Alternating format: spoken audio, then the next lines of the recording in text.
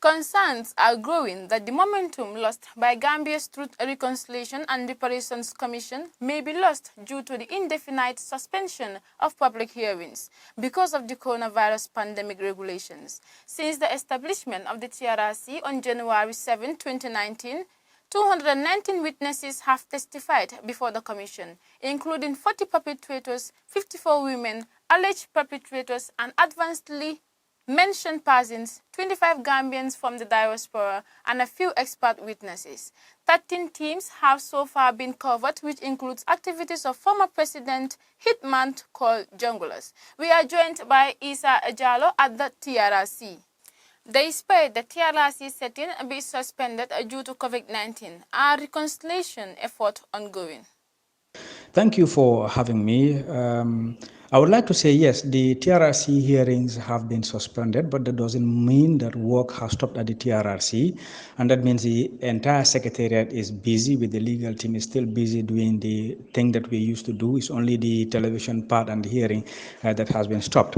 To come to your question about the reconciliation effort, yes, that is ongoing. In fact, from Tuesday to Friday, we have been busy in URR and we have been training communities there, the Koyana community and the Garor community on conflict resolution, conflict analysis, things like that to help them, overcome the reconciliation efforts that are being there or the troubles that are there. And that means training them on how to solve problems in terms of conflict and how conflict can degenerate into something that we actually don't yearn for. So the reconciliation effort in a nutshell is continuing.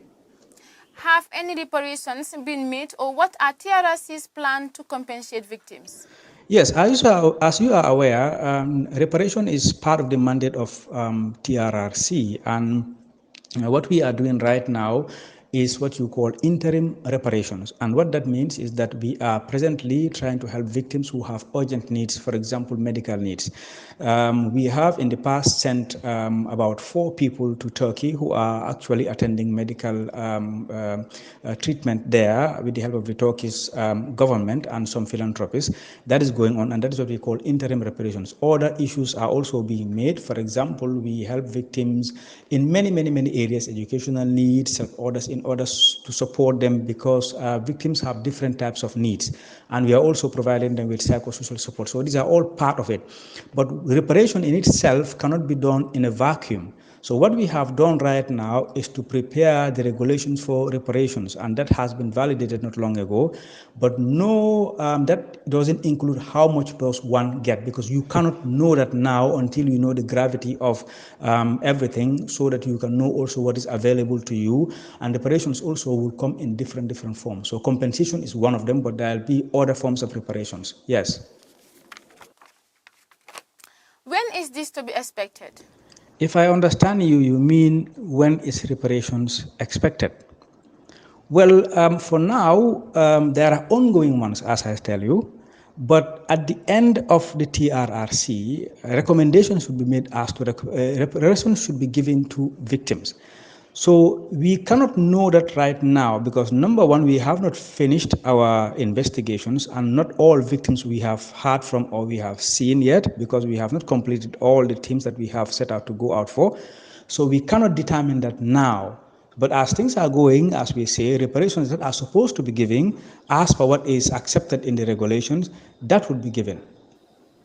Victims feel that justice seems to be a dream far away after the release of the junglers. What is the TRRC doing to make victims understand its work in contrast to decisions to prosecute or not to? Yeah, TRRC has a communication and outreach unit like the unit I am running right now. Our responsibility is to inform both victims and the general public about the work of the TRRC. So when you talk about justice for the victims, the TRRC does not have the word justice in it, but that doesn't necessarily mean justice would not be served. The TRRC is, you can look at it as like a 3-legged table, as they would say. You have the truth-seeking process, you have the outreach, and the other part is the end game. And the end game, that includes the reconciliation, the reparation, and also the justice part, because the TRRC would recommend people who are supposed to be prosecuted for crimes that they have committed, and they will also make recommendations. If there are people who have applied for amnesty and they have fulfilled all the criteria of amnesty, that recommendation also would be given to the government. So for now, it has not come to that point yet because, like I said in my previous answer, that the investigations are still ongoing. Nothing has closed right now, so there are no conclusions as yet to determine who is supposed to be prosecuted or not, or what kind of a system is going to put in place. Well, what we are doing right now is reaching out to people and also talking to victims about these things. So they need to be understood. With the issue of the junglers, that decision was done squarely by a government, and it is government who detained the junglers. Government who released the junglers as well. TRRC does not detain and does not release. So that is a question the government has to answer. Are investigations still going on? Yes, investigations are still open. As you know, the process is still going on. Even on the themes that we have already gone through, it doesn't necessarily mean that investigations have closed, because with investigations, you cannot just say it's finished until you know it's exactly finished, because other leads can come up. So investigations are ongoing. How is it affecting? Not that much, because with the investigations, the way they do it, they don't gather around. So what they do, if they need to interview somebody, they call him in and interview him, or if they need to go somewhere, they go somewhere and do whatever they do, and then a request for documents and things like that. So that is in full fledged. It is working still now. How is the global coronavirus pandemic affecting the investigation efforts? Yes, investigations are still open. As you know, the process is still going on. Even on the themes that we have already gone through, it doesn't necessarily mean that investigations have closed, because with investigations, you cannot just say it's finished until you know it's exactly finished, because other leads can come up. So investigations are ongoing. How is it affecting? Not that much, because with the investigations, the way they do it, they don't gather around. So what they do, if they need to interview somebody, they call him in and interview him, or if they need to go somewhere, they go somewhere and do whatever they do, and then a request for documents and things like that. So that is in full fledged. It is working still now. Are counseling services for victims still ongoing?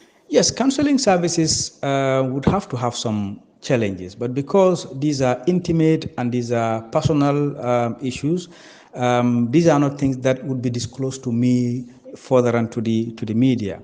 But what our team is doing is trying to comply with all the COVID-19 regulations, so that we would be able to wear a mask, wash hands, and then also observe the social distancing while these counseling services are being held.